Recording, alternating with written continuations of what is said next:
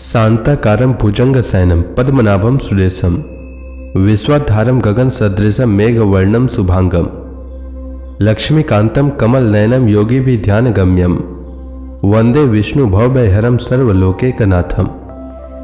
मंगलम भगवान विष्णु मंगलम गरुड़ध्वज मंगलम पुंडरीकाक्ष मंगलाय तनोहरि। ओम नमो भगवते वासुदेवाय। आज का दिन आप सभी के लिए मंगलमय हो। आज मैं माघ मास कथा का 11वां अध्याय लेकर आया हूं। तो आइए सुनते हैं माघ मास कथा का 11वां अध्याय।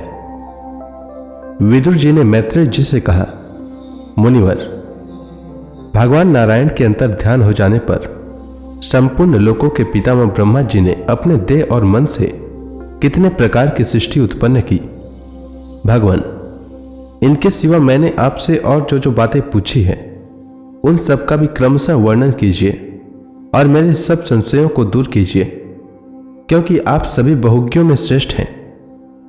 सूत जी कहते हैं, सौनक जी, विदुर जी के इस प्रकार पूछने पर मुनिवर मैत्रेय जी बहुत प्रसन्न हुए और अपने हृदय में स्थित उन प्रश्नों का इस प्रकार उत्तर देने लगे। श्री मैत्रेय जी ने कहा, अजन्मा भगवान श्री हरि ने जैसा कहा था, ब्रह्मा जी ने भी उसी प्रकार चित्त को अपने आत्मा श्री नारायण में लगाकर 100 दिव्य वर्षों तक तप किया। ब्रह्मा जी ने देखा कि प्रलय कालीन प्रबल वायु के झरोकों से जिससे वे उत्पन्न हुए हैं तथा जिस पर वे बैठे हुए हैं वह कमल तथा जल कांप रहे हैं। प्रबल तपस्या एवं हृदय में स्थित आत्मज्ञान से उनका विज्ञान बल बढ़ गया और उन्होंने जल के साथ वायु को भी पी लिया। फिर जिस पर स्वयं बैठे हुए थे उन आकाशव्यापी कमल को देखकर उन्होंने विचार किया कि पूर्व कल्प में लीन हुए लोगों को मैं इसी से रचूंगा। तब भगवान के द्वारा सृष्टि कार्य में नियुक्त ब्रह्मा जी ने उस कमल कोश में प्रवेश किया और उस एक से ही भू, भुआ, स्व ये 3 भाग किए। यद्यपि वह कमल इतना बड़ा था कि उसके 14 भुवन या इससे भी अधिक लोकों के रूप में विभाग किए जा सकते थे। जीवों के भोग स्थान के रूप में इन्हीं 3 लोकों का शास्त्रों में वर्णन हुआ है। जो निष्काम कर्म करने वाले हैं उन्हें मह, तप, जन और सत्य लोक रूप ब्रह्मलोक की प्राप्ति होती है। विदुर जी ने कहा, ब्रह्मन, आपने अद्भुत कर्म विश्व रूप श्रीहरि की जिस काल नामक शक्ति की बात कही थी, प्रभु उसका कृपया विस्तार पूर्वक वर्णन कीजिए। श्री मैत्रेय जी ने कहा, विषयों का रूपांतर ही काल का आकार है। स्वयं तो वह निर्विशेष अनादि और अनंत है। उसी को निमित्त बनाकर भगवान खेल खेल में अपने आप को ही सृष्टि के रूप में प्रकट कर देते हैं। पहले यह सारा विश्व भगवान की माया से लीन होकर ब्रह्म रूप से स्थित था। उसी को अव्यक्त मूर्ति काल के द्वारा भगवान ने पुनः पृथक रूप से प्रकट किया है। यह जगत जैसा अब है वैसा ही पहले था और भविष्य में भी वैसा ही रहेगा। इसकी सृष्टि 9 प्रकार की होती है तथा प्राकृत वैकृत भेद से एक 10वीं सृष्टि और भी है। और इसका प्रलय काल, द्रव्य और गुणों के द्वारा 3 प्रकार से होता है। अब पहले मैं 10 प्रकार की सृष्टि का वर्णन करता हूं। पहली सृष्टि महतत्व की है। भगवान की प्रेरणा से सत्वादी गुणों में विषमता होना ही इसका स्वरूप है। दूसरी सृष्टि अहंकार की है, जिससे पृथ्वी आदि पंचभूत एवं ज्ञानेन्द्रिय और कर्मेंद्रियों की उत्पत्ति होती है। तीसरी सृष्टि भूत सर्ग है, जिसमें पंचभूतों को उत्पन्न करने वाला तन्मात्र वर्ग रहता है। चौथी सृष्टि इंद्रियों की है। यह ज्ञान और क्रिया शक्ति से संपन्न होती है। 5वीं सृष्टि सात्विक अहंकार से उत्पन्न हुए इंद्रियाधिष्ठाता देवताओं की है। मन भी इसी सृष्टि के अंतर्गत है। 6ठी सृष्टि अविद्या की है। इसमें तामिस्त्र, अंधतामिस्त्र, तम, मोह और महामोह ये 5 गांठें हैं। यह जीवों की बुद्धि का आवरण और विक्षेप करने वाली हैं। ये 6 प्रकार की सृष्टियां हैं।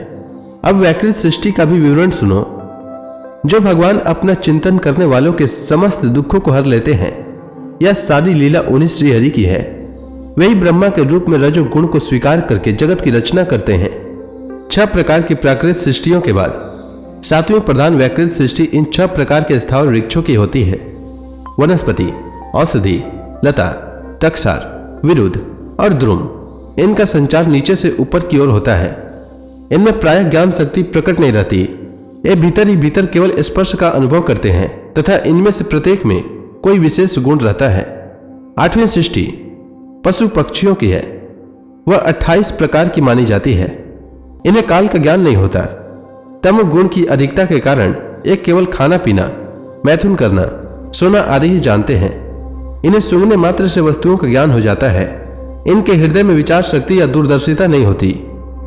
साधु श्रेष्ठ, इन तिर्यकों में गौ, बकरा, भैंसा, कृष्ण मृग, सुअर, नीलगाय, रुरु नाम का मृग, भेड़ और ऊंट, ये 2 खुरों वाले पशु कहलाते हैं।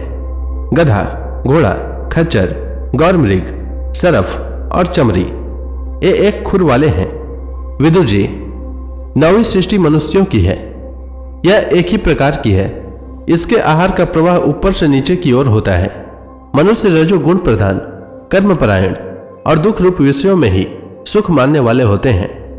स्थावर, पशु, पक्षी और मनुष्य, ये तीनों प्रकार की सृष्टियां तथा आगे कहा जाने वाला देव सर्ग वैकृत सृष्टि है तथा जो महतत्व आदि रूप वैकारिक देव सर्ग है उसकी गणना पहले प्राकृतिक सृष्टि में की जा चुकी है। इनके अतिरिक्त सनत कुमार आदि ऋषियों का जो कौमार सर्ग है वह प्राकृत वैकृत दोनों प्रकार का है।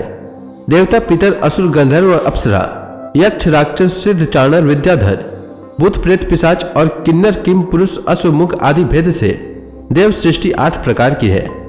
विदुर जी, इस प्रकार जगतकर्ता श्री ब्रह्मा जी की रची हुई यह 10 प्रकार की सृष्टि मैंने तुमसे कही। अब आगे मैं वंश और मनवंतर आदि का वर्णन करूंगा। इस प्रकार सृष्टि करने वाले सत्य संकल्प भगवान हरि ही ब्रह्मा के रूप से प्रत्येक कल्प के आदि में रजोगुण से व्याप्त होकर स्वयं ही जगत के रूप में अपनी ही रचना करते हैं। तो इसी के साथ यह अध्याय समाप्त हुआ। इसके आगे की कथा मैं कल के अध्याय में सुनाऊंगा। तब तक के लिए भगवान हरि का नाम लेते रहें। तो प्रेम से बोलिए भगवान विष्णु की जय, श्री कृष्ण भगवान की जय, लक्ष्मी माता की जय, तुलसी माता की जय, समस्त देवी देवताओं की जय।